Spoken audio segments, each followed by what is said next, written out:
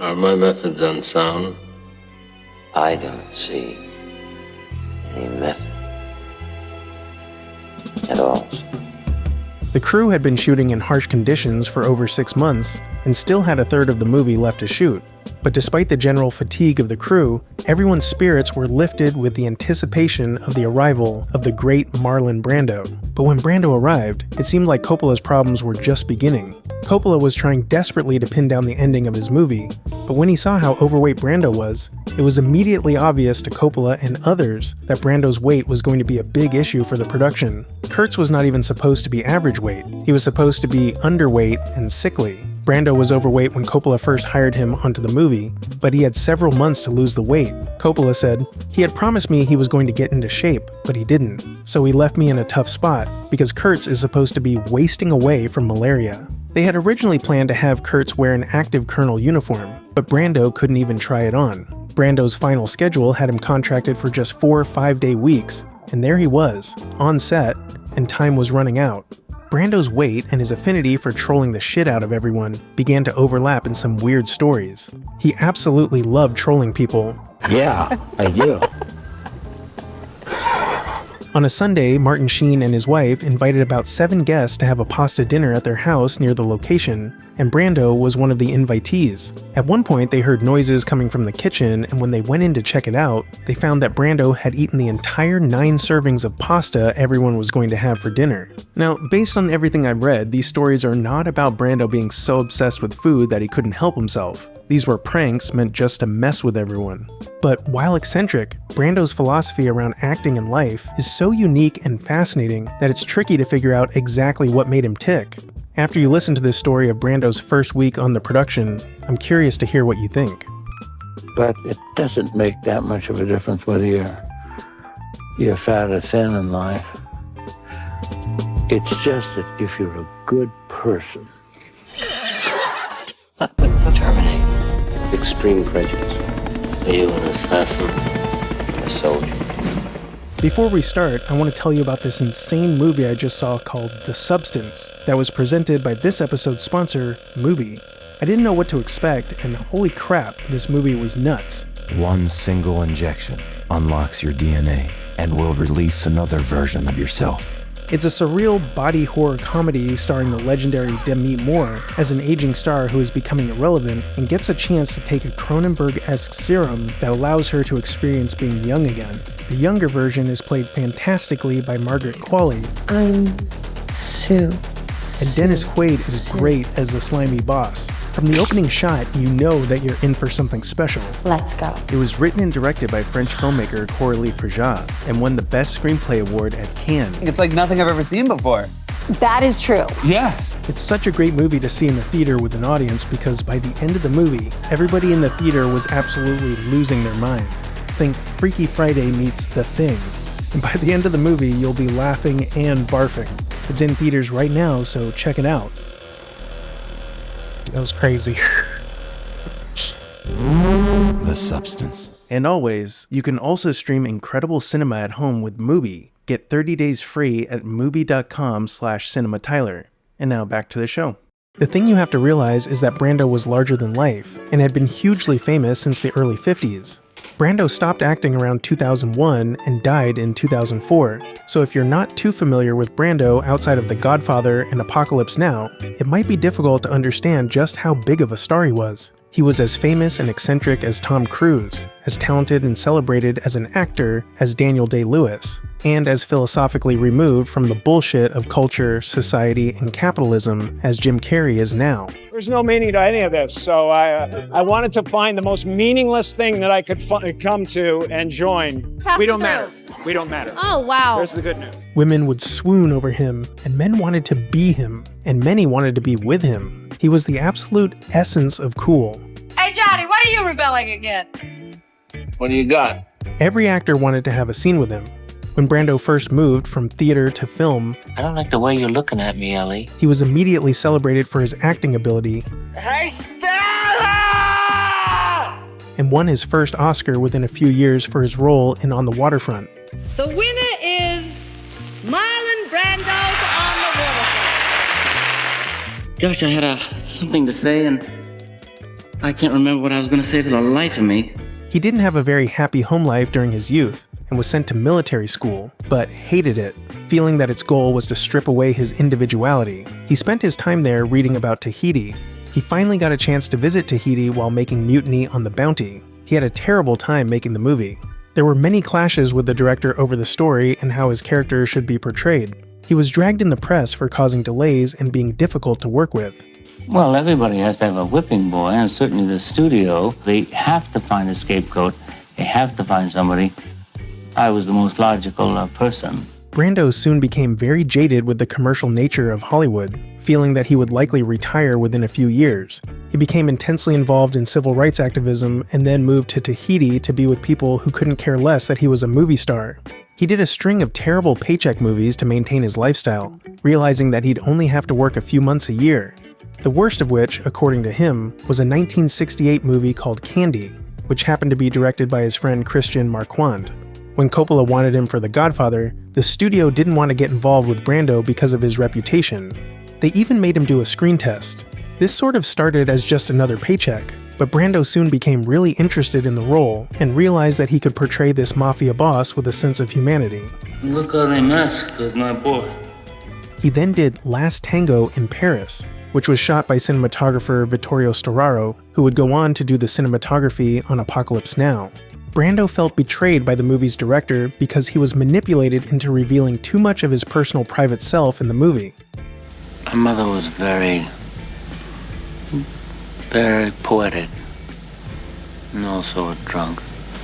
When Brando won the Best Actor Oscar for The Godfather, he respectfully refused to accept it because of the treatment of Native Americans in the entertainment industry, as well as a recent event in which 200 activists protested by occupying the site of an 1890 massacre called Wounded Knee, and were met with violence by the National Guard. Brando sent a Native American actress named Sacheen Littlefeather in his place to the ceremony. He very regretfully cannot accept this very generous award. And the reasons for this being are the treatment of American Indians today by the film industry. Excuse me.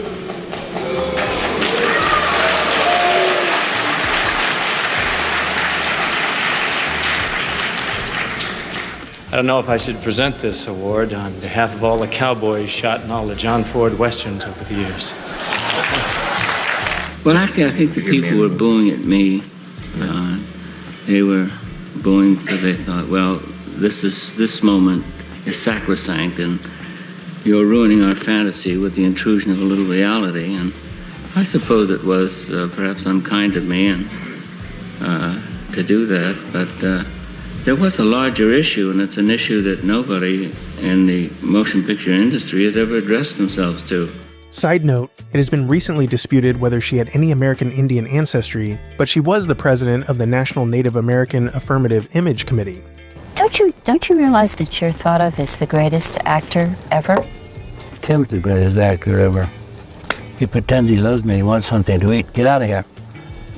No, it's true. What's the difference? See, that's a part of the sickness in America, that you have to think in terms of who wins, who loses, who's good, who's bad, who's best, who's worst. We always think in those terms, in the extreme terms. I don't like to think that way. Everybody has their own value in a different way, and I don't like to think who was the best at this. I mean, what's the point of it?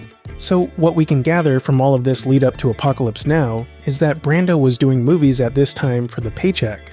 But he wasn't just going to show up and say the lines and go home. He was going to shape the character he would play into a role worth doing. And with this role, he would have a chance to convey something meaningful about war, America, and the heart of darkness. As you might remember from previous episodes, just casting Marlon Brando to play Kurtz was a difficult experience for Coppola. Brando had initially turned Coppola down after a string of actors snubbed the project, prompting Coppola to throw his Academy Awards out the window. He finally reconsidered after being offered $1 million a week for 3 weeks of work and 11% of the movie's gross profits. His contract also said that if shooting went on longer or they needed him for anything, he would be paid $250,000 a week after that, and stipulated no less than 6 days of rehearsal, and covered the cost of looping dialogue. To put this in perspective, Brando was getting $1 million a week, and Albert Hall and Sam Bottoms were getting $500 a week. They had advanced Brando $1 million, and at one point, Coppola asked to push back Brando's shooting days because the set wasn't ready. Brando wanted to spend the summer months with his kids and threatened to drop out of the movie and keep the $1 million. Yeah, but are they seriously saying that Marlon would take $1 million and then not show up? All I'm asking is for Marlon to allow me to start him a little later. And I know it's all my fault, but I'm saying is that do I also have to shoot the last 30 minutes of the movie in the beginning? On August 14, 1976, while they were shooting the Do Lung sequence, Debbie Fine, the researcher who put together the Kurtz dossier, personally delivered the script to Brando in a hospital in LA where he was trying to lose weight. When Fine got back to the Philippines, she met with producer Fred Roos and told him that Brando looked enormous. She had overheard a conversation with Brando's doctor that his weight was somewhere in the 240s. Brando was 5'9", and he would be fasting for 2 weeks with a goal of losing 2 pounds a day. The script that Fine brought was in the form of a small booklet, but Brando wanted a standard script, so Fine went to a typing service and had them type up a copy, but it took 2 days because the script was so long. Fine was worried that she'd get yelled at by the intimidating movie star, but he was extremely gracious. Back in the Philippines, the crew was buzzing with anticipation for Brando's arrival. In the days leading up to Brando's flight to the location, they filmed the part where Willard goes into Kurtz's room and looks at his uniform and books. When Brando finally arrived at the Kurtz compound, he was a heavy-set man with short gray hair. Coppola tapped cinematographer Vittorio Storaro on the shoulder and said, "There's a friend of yours who wants to say hello." Storaro had worked with Brando on Last Tango in Paris a few years earlier. Storaro turned and it wasn't the same man he remembered, saying Brando looked like a very nice, pale, gentle, middle-aged man, fat yet fragile, dressed in a canopy of light blue, with this thick cane. Brando shook everyone's hand and introduced himself, but he would look past them while he did it, and then a few minutes later, introduce himself again. Brando said, "When I arrived in the Philippines in the summer of 1976, Francis Coppola was alternately depressed, nervous, and frantic. Brando threw a big party at the Pagsanjan Rapids Resort Hotel for the cast and crew, including the full Ifugao tribe, but he was a little feverish from the long flight, needing to use a cane for support and sitting down frequently." In his book, assistant director Jerry Zeismer described long banquet tables spread with all the delicacies of the Philippines. Entertainers were brought over from Manila, including a cover band and a magician. Brando had introduced himself to everyone individually on set the day before, but Lawrence Fishburne wasn't there that day, so at the party, Brando called Fishburne over to sit with him and watch the magician. And I went to sit next to him, and I'm enraptured with this magician, and he produced a bird out of some handkerchiefs, like they do, right? And I was dazzled at 14, right up close with the, bird. I was like, oh, wow, how? And I said, how did he do that to Marlon? And he leaned in and he said, it's bull. The Ifugao, used to eating what they can find or grow in the jungle, all got sick from stuffing their faces with all the fancy gourmet foods. Brando asked the production for a diagram showing the distance between his housing and the production office and shooting location, as well as the travel methods and distances. Brando's eccentricities began to become more and more apparent to the crew. Brando brought his own hairdresser and makeup artist who he would have dinner with every night. He even brought his own stand-in. A stand-in is a person of roughly the same size as the actor and would stand where the actor will stand in the scene for lighting and framing, so the star doesn't have to. But Brando's stand-in was a woman named Marie Squire, who had also been a stand-in for Barbra Streisand and nowhere near the same size as Brando. But she happened to be married to his makeup artist, so... He also brought his own photographer, who happened to be a 19-year-old Chinese girl and was actually written into his contract, which caused a lot of rumors with the crew. He didn't like other people taking his picture. You'd think this might have to do with his weight, but on The Godfather, he actually smashed an old woman's camera on the ground after she took his picture. At one point, Brando's photographer came up to set photographer Chaz Gerritsen and told him that Brando said that he likes him and he can take his photograph, but only if he asks first. Gerritsen was thankful but didn't want to overdo it. After a half hour, Gerritsen saw a good shot of Brando sitting under a tree talking to Eleanor Coppola. During a break in their conversation, he asked Brando, who said no.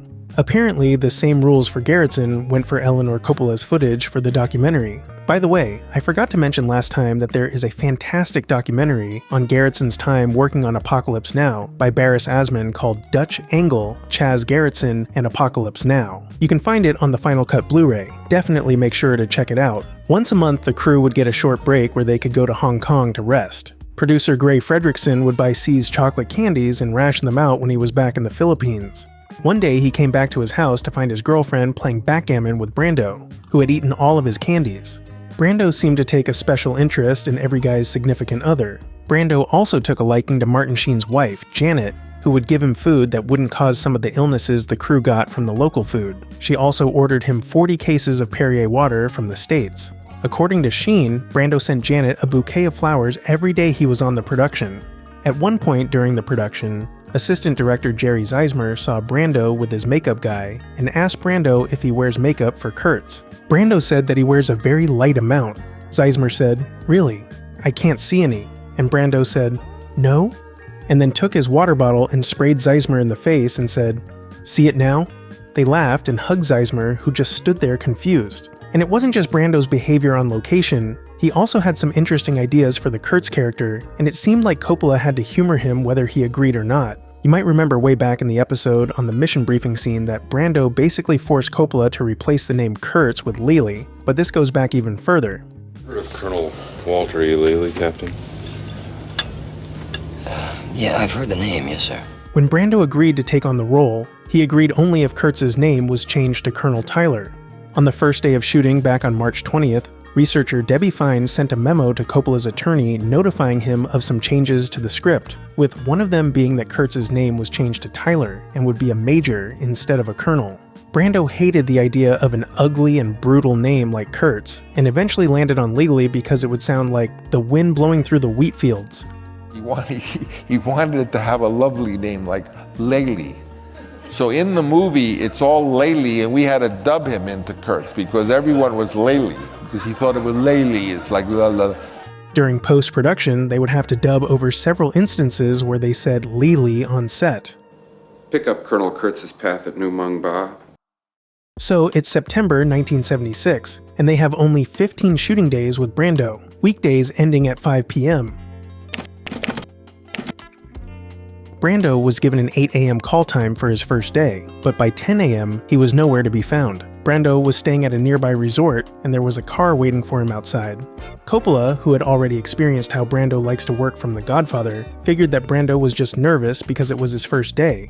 Because the tax on imports would have made a nice US trailer for Brando to stay in on set, about 3 times the amount it would cost in the States, they decided to have a houseboat for him at the Kurtz compound. When Brando's car finally arrived on the set, the door opened, Brando got out and walked straight into the houseboat and closed the door behind him. Part of Zeismer's job as assistant director was to keep everyone on schedule. He walked over to Coppola, who was sitting on a nearby log. The two looked at the houseboat and then the hundreds of crew members and extras. Coppola said, "Let's let him get settled a bit." After a while, Coppola went down to the houseboat and went in. And we'd go in the houseboat and start talking, and Brando was like a very brilliant guy. He could talk about termites for 7 hours, and it would be really interesting.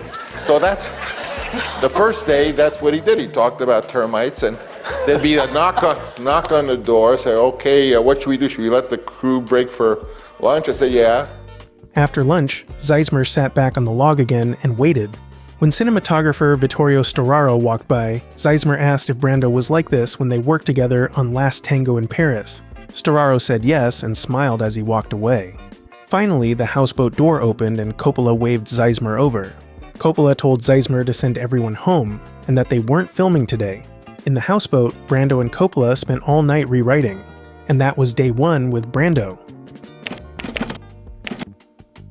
The next day, again, all of the hundreds of extras got into makeup and wardrobe, and the crew and everyone just waited for Brando to show up. When Brando arrived, again, he waved to everyone and walked down to the houseboat with Coppola. Some of the crew played frisbee while others talked. Zeismer had a conversation about how one of the painters on Apocalypse Now actually painted the yellow brick road in The Wizard of Oz.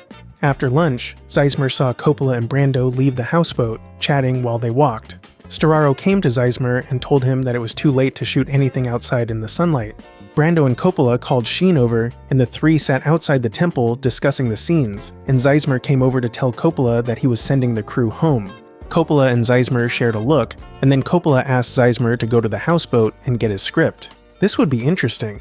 What were they doing in there? Zeismer made the walk down to the houseboat and opened the door. When Zeismer entered, he saw books everywhere on, quote, the Vietnam War, the philosophy of war, the history of US diplomacy, and T.S. Eliot poems. According to Eleanor Coppola, every day that they didn't shoot with Brando was a loss of $80,000, and that was day 2 with Brando. On day 3, again, Brando arrived late and went straight to the houseboat. At lunch, Coppola left Brando in the houseboat and came and sat on the log, defeated. And then he wanted to talk, and he's such a genius. He's talking about termites and so on. And meanwhile, I'm thinking, my God, I have 3 weeks, 5-day weeks with him, and his contract was at 5 o'clock he left. And I know what he's doing, the son of a gun. He's going to stall the whole 3 weeks. I'm going to have to pay him another 3 weeks. Photographer Chaz Gerritsen wrote that in those first 3 days, they would hear things like Brando had a pain in his big toe, or that he didn't like what Coppola had written, or that he had a pain in his stomach. So what exactly had been going on in the houseboat? Coppola told Zeismer that Brando questioned everything about the scenes, but there might be a bigger clue to what was going on in something that happened much earlier. Flashing back to pre-production, Debbie Fine, who made the dossier, conducted the research that would build the Kurtz character. The dossier was meticulous, all the way down to where Kurtz attended high school. When Brando signed on, he wanted to do some research himself, so Fine sent him several books about the war, including one on the atrocities committed by the Americans and South Vietnamese during the war, a book called Soldier by Anthony Herbert. The book describes the South Vietnamese's torture methods against the Viet Cong. Some are too horrific to mention here, but among broken fingers, beatings, and packing over 100 prisoners into rooms so small that they would be forced to sleep on top of each other, there were the bamboo tiger cages with reports that prisoners would be confined in them for years, often suspended from the bars by hands or feet, which would permanently deform their bodies. These are random notes on the subject of the picture. Apocalypse Now. Find out the detail of actual Special Forces operations in the jungle of this kind. I want to get as many reports as possible. Check the gruesome pictures of Life magazine, also the pictures that Larry Burroughs took. Coppola met with Brando before leaving for the Philippines in 1976 to discuss the character. And I want a character of a monumental nature who is struggling with the extremities of his soul and is struggling with them on such a level that you're in awe of it and is destroyed by them. I said, well, I've always tried to, in some, perhaps hopeless or silly, ineffectual way, tried to inject some kind of note into the pictures that I was in. Some were real stinkers, and I spent most of the time in the business just doing pictures as a business. But in trying to select pictures, I've always sort of tried to shave it. Coppola noted that Brando would argue positions just for the hell of it, and said that Brando was as hard to pin down as the Joker from Batman. Among the many arguments, Brando was adamant that Colonel Kurtz should not be like his counterpart in Joseph Conrad's Heart of Darkness novella. Make a note of this because it will come up again. During the meeting, they discussed how the insanity that Kurtz has devolved into is a symbol for the insanity that America had devolved into in its actions in Vietnam. America could win this war if it was willing to do the horrible things it would take to win. But what does that make America? Is every nation that survives or prospers just the ones that were willing to do these horrible things? It's basically the thesis statement of the movie. Perhaps at this late date we can all agree that we've learned one lesson: that young Americans must never again be sent to fight and die unless we are prepared to let them win. What exactly does "let them win" mean? Like, think about what's involved in that. Horror has a face, and you must make a friend of horror. It's a terrifying question to deal with, especially if the other side is willing to do horrible things to people. The tendency, of most people seems to me, and most nations, oddly enough, is to say, well, the enemy is out there. The evil is out there. The negative factors are outside myself. They have nothing to do with me. People talk about how proud they are of their son who died in Vietnam, fighting for his country. They had parents so hogwashed that rather than alter their belief system, would kill their children. Conviction of the myth is everything. We need myths. We live by myths. We die for myths. In the meeting, Coppola said, Kurtz has set himself up as an independent king in that he is making policy. I wrote the script of Patton, the movie, and he was so incensed that there was criticism, and he would rail on and on to his aides. I was reprimanded because I killed the enemy because I took the territory. He was incensed that he was being criticized at home. He was using methods of warfare which from his point of view were effective, but by anyone else's point of view were barbarous, savage. All real Americans love the sting of battle. Brando responded saying, the High Command wants him to kill as many people as possible, but they don't want him to broadcast the fact. Instead of fighting it secretly behind closed doors, he feels that it should be known to the world. Then, Coppola said, he doesn't lie about it, he doesn't cover it, he doesn't call it something else, and that's why he appears insane. There is a large section of the transcript of this meeting from the Zoetrope archives in Cowie's book, and I'll read all of the excerpts in a separate video for Patreon. While Brando was at home in Tahiti, he and Coppola exchanged many letters further discussing Kurtz. Jumping forward to June 1976, during the hiatus caused by the typhoon, Coppola prepared for his eventual shoot with Brando by writing down his takeaways from his earlier meetings with him. He noted that Brando would refuse to play a character that he, himself, didn't believe. Brando didn't believe screenwriter John Milius's original idea of having Kurtz transforming from an officer into a drugged-out hippie Hell's Angel, or at least didn't find it interesting. I read the script and it was stupid. It was awful. I told Francis, you're making an enormous error. This guy, Kurtz, don't misuse him. I rewrote the entire script, and I have it all on tape. I have a tape of everything. Brando thought it made more sense to ground the character in someone like Colonel Rolt, the real-life inspiration for Kurtz in the screenplay, who executed Vietnamese double agents. Someone who is completely earnest in their actions and fully believing America's ideology in the war. Enemy activity in his old sector dropped off to nothing. Guess he must have hit the right 4 people. As it turns out, Brando actually reached out to Colonel Rolt, who had been arrested and basically forced into retirement after the charges were dropped, but his family gave Brando the cold shoulder and he gave up. Colonel Kurtz was about to be arrested for murder. I don't follow, sir. I worry that my son might not understand what I've tried to be. At the time of the arrest, Rolt's 11-year-old son was quoted saying, "What is all the fuss about? I thought that was what Dad was in Vietnam for, to kill the Viet Cong." Charging a man with murder in this place was like handing out speeding tickets at the Indy 500. Coppola described Brando's improvisations with him in those meetings as gentle and intimate. In those improvisations, Brando said something to the effect of, "We're doing our best, we know we're part of what the country is doing, fighting communism, and I'm proud to say that our body count is way up. And the children, that's the worst part, to see what happens to the children. But I try to think that perhaps for everyone's child who's maimed, or tortured, or burned alive, there will be 100 who will live in a better world. A world without tyranny, a world without assassins, without torture." The concept being that it is the American heartfelt position in a context that you realize was ridiculous, and showing that the monster is one that is sympathetic to us. You train young men to drop fire on people, but their commanders won't allow them to write fuck on their airplane because it's obscene. Here's a story note. The guy has to be intelligent. He is without mercy, not because he's a merciless man, but simply because that's the logic of it. If you're gonna have a war, you get all in or all out. Coppola agreed with Brando that there shouldn't be drug use in the Kurtz sequence, and that the heightened psychedelic nature of the sequence should be justified by the intensity of the ideas, rather than something like in the Do Lung sequence.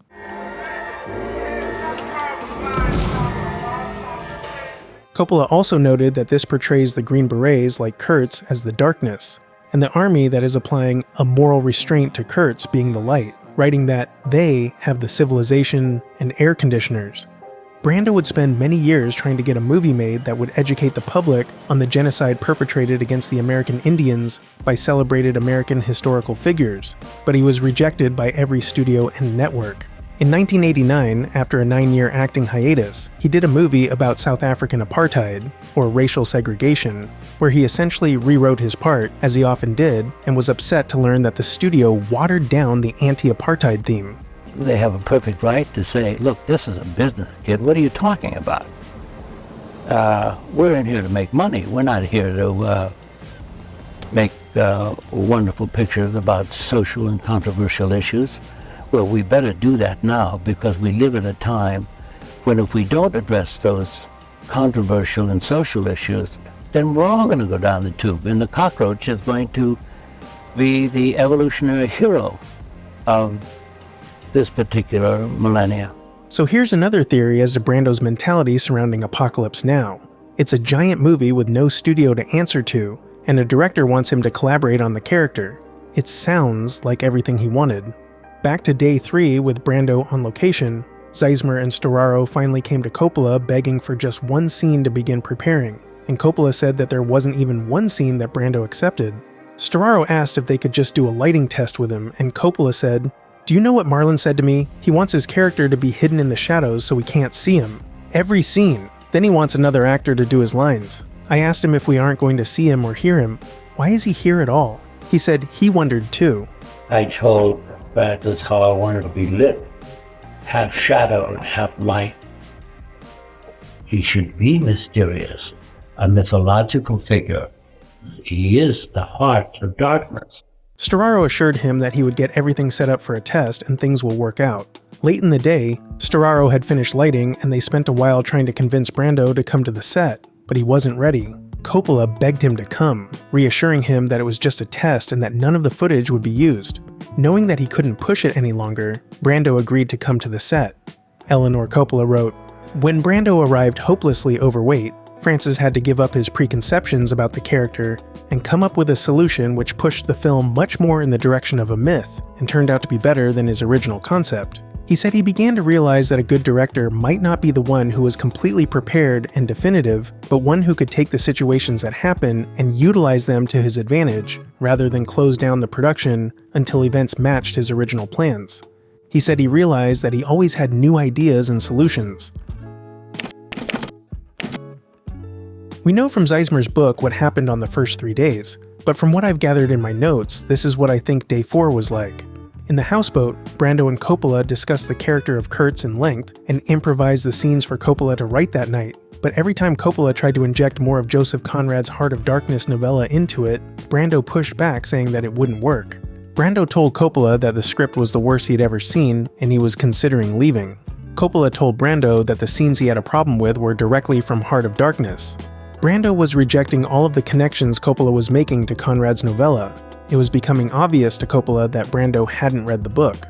Coppola sent production assistant Tony Dingman to go find a copy, and he came back with one later that day asking Brando to read it. More and more copies kept arriving at the location, and people were encouraged to read the story. There were several discussions as to what Kurtz's hair should be like. Brando had short gray hair. In the book, Kurtz was described as having a skull-like bald head. So Coppola suggested that. And I only had 3 weeks. So for 4 days that he just was talking about stuff and everything, and I would try to get things in, but I was recording what he was saying, and he would go on these incredible riffs. But Brando said that it wouldn't work. At one point, Coppola said, "This is like opening night. The curtain goes up and there's no show." Cinematographer Vittorio Storaro found Coppola lying next to Eleanor, just staring up at the sky. Coppola said, "Vittorio, I feel a little tired. I think I was rather crazy to embark on this incredible journey. Maybe I wasn't ready. There's no chance Brando and I can come to an agreement. I'm probably going back to San Francisco and we'll call a halt." All of the actors obviously idolized Brando. Dennis Hopper had accepted his part on the condition that he had one line with Brando. This was actually written into his contract. I'm guessing it was probably so he could say he acted opposite the great Marlon Brando, who he said changed everything he thought about acting. In the previous episode, we learned that Hopper was originally hired on to play a Green Beret before his role got switched to the photojournalist. When Hopper got to the location, the technical advisors had him doing all of these military drills and training. One of the advisors, who was in the Green Berets, gave Hopper a little red Special Services book that only Green Beret guys get. Hopper was very excited about it and kept it in his boot. The cast all went to dinner at Coppola's house, and Hopper wanted to impress Brando with his book. So, at dinner, Francis has been on him. I don't know this, but Francis has been on him saying, you didn't read the book. You didn't read Heart of Darkness. He's been on Brando all day. He finds out Brando has not read the book because he's not going to have a story conference. We got to do this picture, blah, blah, blah. There's no ending. And I say to Brando, sitting across from him at dinner, I bet you haven't read the book. And he thinks I'm talking about Heart of Darkness, but I don't know this at the time, so I'm about ready to pull out the red book, and he gets up and he says, I don't have to listen to this, I don't have to take this, and he's screaming and yelling. Why do I have to hear it from him? I have to hear it from this punk, you know, and he's screaming and yelling at Francis, and he storms out of the house. So I take this very personally and start getting into my cups and, like, you know, and doing a few other things that we have plenty of down there. And we going to a boxing match. They've some bantamweights, Philippine bantamweights, which are really good. And they're going to put on a fight that night in Brando's honor. So we go there, and I sit behind Brando, and I start doing numbers on him at the boxing match. And then we go to see The Seven Samurai in a movie theater. And I'm sitting then again behind him, and I get up at one point and I say, there's an actor in here that, like, you know, that said of a dead friend of mine that he wore his last year of Levi's, drove his last year of motorcycle, and did his last year of bongo drums, and I sure would like a piece of his ass.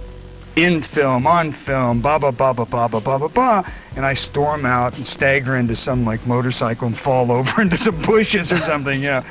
He would work first, and then he wouldn't be on the same set with the same time. So he would do his scenes, and I'd come in the next night and do mine. And so at one point, they come in and they said, well, you know, Marlon called you a whimpering dog last night and, like, threw bananas at you. So all night I've got this guy, Tommy Shaw, who's an ex-baseball pitcher, who's a prop guy, throwing bananas at me, you know? Which is, totally insane. Dialectic logic is, there's only love and hate. You either love somebody or you hate them.